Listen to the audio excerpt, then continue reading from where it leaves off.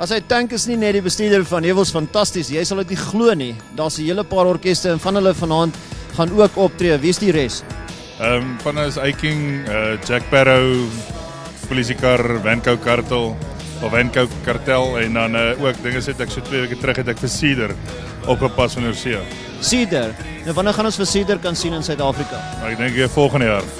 Dit klink gaaf. Sê vir my die Polisiekar ding. Dit het nogal groot opspraak gemaak. Ek wil graag weet hoe ervaar mense is daar nog 'n mark vir daai Polisiekar?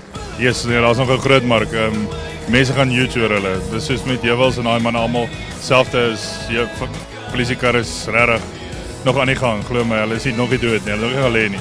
Jy sê die teikenmark, wat kan nou sê onder watter ouderdom is dit?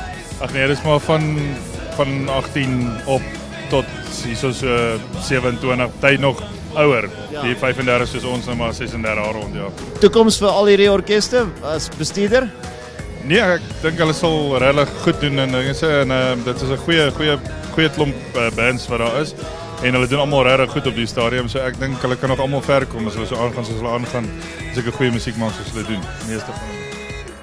Ja, ek weet om sulke organiese orkeste op te sit. Dis nou vir die kykers daar by die huis is as jy dromme en gitaar en basgitaar en jou soos ek sê sleutelbord soos 'n keyboard in Afrikaans om baie goed op te stel om 'n groot klankstelsel op te sit om daai mense te akkommodeer is verskriklik moeilik. Dit vat baie tyd die opsteltyd en daarom kan hulle nie by baie plekke optree nie. So dit is seker 'n probleem, die spasie om op te tree. En dis hoekom maar soveel eenman orkeste in die lewe is.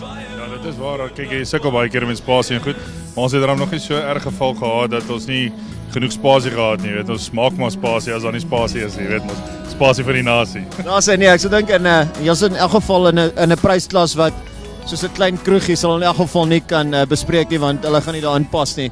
En sê vir my vir interessantheid, praat julle almal Afrikaans? Ja, almal praat Afrikaans.